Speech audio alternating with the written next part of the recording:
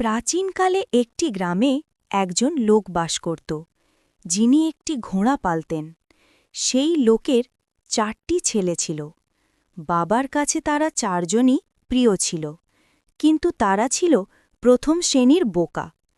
যখন সেই লোক মারা গেল, তখন তার ছেলেরা পরস্পরের সঙ্গে পরামর্শ করে বলল, বাবা তো এই দুনিয়া থেকে চলে গেছে, এখন এই ঘোড়াটাকে কে পালবে? তারা একসঙ্গে সিদ্ধান্ত নিল যে ঘোড়াটাকে কেটে নিজেদের মধ্যে ভাগ করে নেবে, আর প্রত্যেক ভাইয়ের ভাগে ঘোড়ার একটি করে পা আসবে। কিন্তু তাদের জন্য সমস্যা হলো এই যে ঘোড়ার বাকি শরীরটাকে কিভাবে ভাগ করা যায়। তারা ঘোড়ার পাশে দাঁড়িয়ে এই হিসাব নিকাশ করছিল। এমন সময় একজন লোক সেখান দিয়ে যাচ্ছিল। সেই 4 ভাইয়ের কাছে জিজ্ঞাসা করল, ভাইয়েরা, তোমরা কোন বিষয়ে নিজেদের মধ্যে ঝগড়া করছো? আমাকে বলো, হয়তো আমি তোমাদের সমস্যার কোনো সমাধান বের করতে পারি।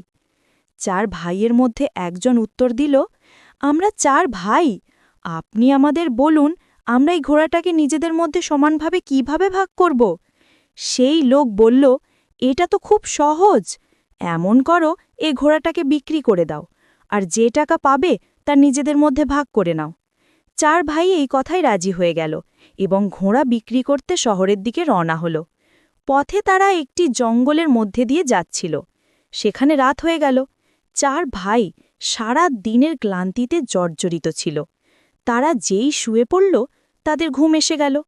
তারা যখন গভীর ঘুমে মগ্ন ছিল, তখন রাতের কোনো এক সময় একজন চোর সেখান দিয়ে গেল। সে দেখল 4 জন লোক নিশ্চিন্তে ঘুমাচ্ছে আর জোরে জোরে নাক ডাকছে। চোরটি ধীরে ধীরে ঘোড়ার দিকে এগিয়ে গেল, ঘোড়ার দড়ি খুলে দিল এবং আস্তে আস্তে ঘোড়াটাকে নিয়ে সেখান থেকে পালিয়ে গেল। কিছুক্ষণ পর এক ভাইয়ের ঘুম ভাঙল। সে দেখল ঘোড়াটা সেখান থেকে গায়েব। তৎক্ষণাৎ সে অন্য ভাইদের জাগিয়ে বলল, আমাদের ঘোড়াটা চুরি হয়ে গেছে। এক ভাই হাই তুলতে তুলতে বলল, ঘুমাও ঘুমাও, রমজান খান নিয়ে গেছে, হয়তো সকালে দেখা যাবে। সকালে যখন 4 ভাইয়ের ঘুম ভাঙল, তারা রমজান খানকে খুঁজতে বেরিয়ে পড়ল। পথে তারা একটি উটের পায়ের ছাপ দেখল। তখন তাদের মধ্যে একজন বলল, দেখ, এটা উটের পায়ের ছাপ। দ্বিতীয়জন বলল, ভাই, এটা একটা পুরুষ উটের পায়ের ছাপ। তৃতীয়জন বলল, এই উটটা তো এক চোখে কানাও মনে হয়। এবার চতুর্থজন বলল, দড়ি ছেড়ে পালিয়েছে হয়তো। তারপর তারা 4 জন এগিয়ে গেল। এখনও খানিকটা দূর যাওয়ার পর তারা দেখল একজন লোক উদ্বিগ্ন অবস্থায় আসছে। সে তাদের জিজ্ঞাসা করল, তোমরা এখানে কোনো উট দেখেছ কি? তাদের মধ্যে একজন বলল, পুরুষ উট। দ্বিতীয়জন বলল, এক চোখে কানাও ছিল। তৃতীয়জন বলল, দড়ি ছিঁড়ে পালিয়েছিল। সেই লোক বলল, তোমরা একদম ঠিক বলছ, বলো উটটাকে কোথায় দেখেছ? তারা একসঙ্গে বনে উঠল, আমরা তো উট দেখিনি, তুমি সামনে গিয়ে খুঁজে দেখো। সেই লোক বলল, ভাইয়েরা, তোমরা উট সম্পর্কে এত তথ্য জানো, তবু অস্বীকার করছো, এটা কি কথা হলো? হয়তো তোমরাই আমার উট চুরি করেছ। চলো বাদশার কাছে যাই, তিনি এই বিষয়ে ফয়সলা করবেন। 4 ভাই এবং উটের মালিক বাদশার দরবারের দিকে রওনা হল। পথে মাটিতে তারা একজন মানুষের পায়ের ছাপ দেখল। 4 ভাইয়ের মধ্যে একজন বলল, এটা একজন মহিলার পায়ের ছাপ। দ্বিতীয়জন বলল, এই মহিলা বাড়ি থেকে রাগ করে বেরিয়েছে। তৃতীয়জন বলল, ভাই, এই মহিলা তো গর্ভবতী মনে হয়। কথা বলতে বলতে তারা এগিয়ে গেল। তখন একজন লোক দৌড়ে এসে জিজ্ঞাসা করল, ভাইয়েরা, পথে কোনো মহিলাকে দেখেছ কি?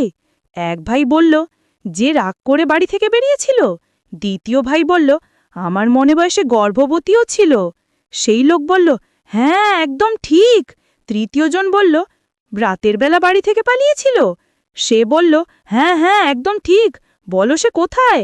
4 ভাই আবার একসঙ্গে বলল, আমরা তো তাকে দেখিনি, অন্য কোথাও খুঁজে দেখো। সেই লোক বলল, তোমাদের কথা আমি কিভাবে ভরসা করব? তোমরা সবকিছু জানো আর এখন বলছো যে এ সম্পর্কে কিছুই জানো না। আমার স্ত্রী নিশ্চয় তোমাদের কাছেই আছে। ভাইয়েরা বলল, যদি তুমি আমাদের উপর সন্দেহ করো আর আমাদের কথায় ভরসা না করো, তাহলে চলো, আমাদের সঙ্গে বাদশার কাছে চলো, তিনি এই বিষয়ে ফয়সলা করবেন। এবার সেই লোকও তাদের সঙ্গে চলতে শুরু করল। পথে চলতে চলতে তারা একটি শহরে পৌঁছল। একটি গলিতে তারা একজন লোকের কাছে জিজ্ঞাসা করল, রমজান খানের বাড়ি কোথায়? সে পাশের বাড়িটার দিকে ইশারা করল। ঠিক তখনই একটি বাড়ি থেকে একজন লোক বেরিয়ে এলো এবং বলল, রমজান খান আমি। বলো, কি ব্যাপার? ভাইয়েরা বলল, কাল রাতে তুমি আমাদের ঘোড়াটা নিয়ে গিয়েছিলে, সেটা আমাদের ফেরত দাও। রমজান খান বলল, আমি তোমার বাড়িতেই আছি, তোমরা পাগল বোকা, আমি কিভাবে তোমাদের ঘোড়া নিয়ে যাব? ভাইয়েরা বলল, যদি তুমি অস্বীকার করো তাহলে চলো, বাদশার কাছে চলো। এবার তারা সবাই বাদশার দরবারে পৌঁছল। বাদশাহ তাদের জিজ্ঞাসা করলেন, তোমরা এখানে কেন এসেছ? কি ব্যাপার? তারা বলল, আমরা ন্যায় বিচারের জন্য বাদশার হুজুরে হাজির হয়েছি। তারপর সবাই বাদশাকে একে একে সব কথা বলল। উটের মালিক বলল, জনাব, এরা প্রথমে আমার হারানো উট সম্পর্কে সব কথা ঠিকঠাক বলল, আর তারপর বলে যে তারা সেটা দেখেনি। উট চুরি করেছে নিশ্চয়ই এরাই, আমি ন্যায় বিচার চাই।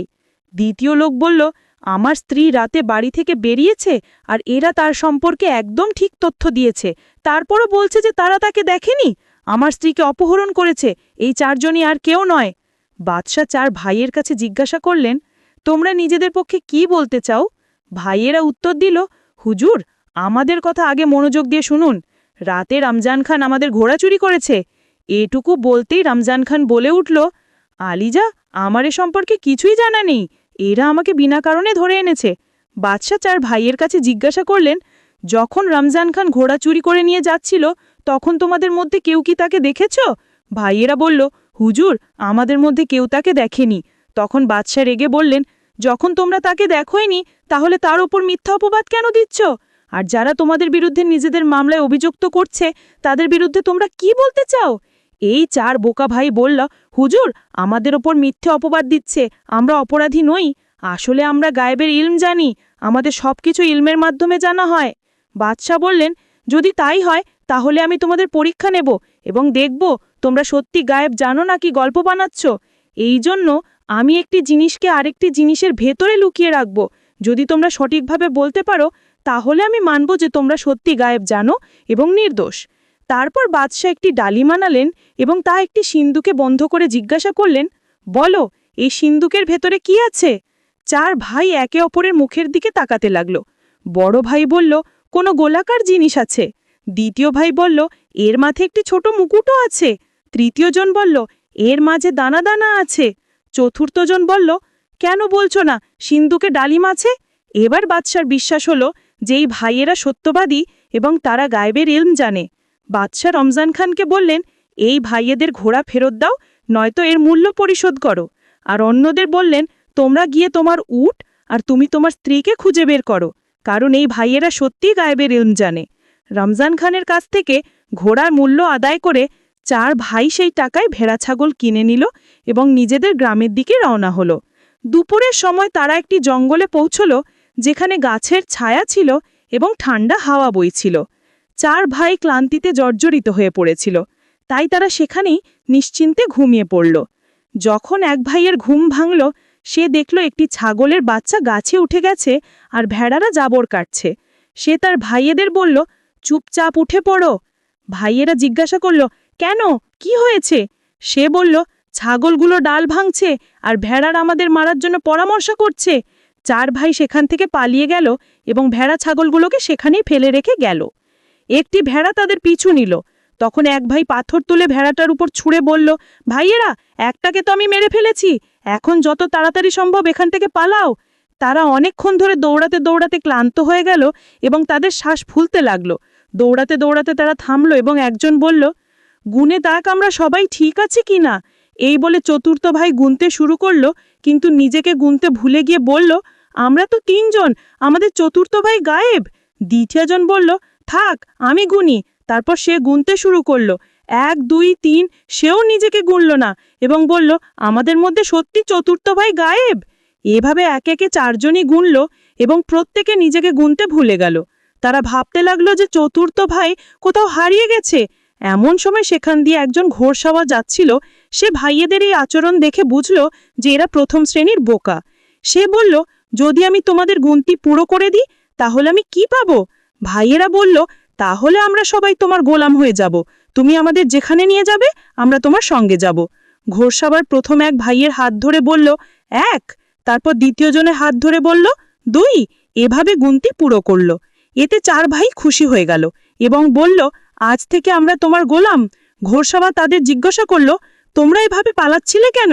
তারা একসঙ্গে বলল, আমাদের ছাগলগুলো ডাল ভাঙছিল আর ভেড়ারা আমাদের মারার জন্য পরামর্শ করছিল।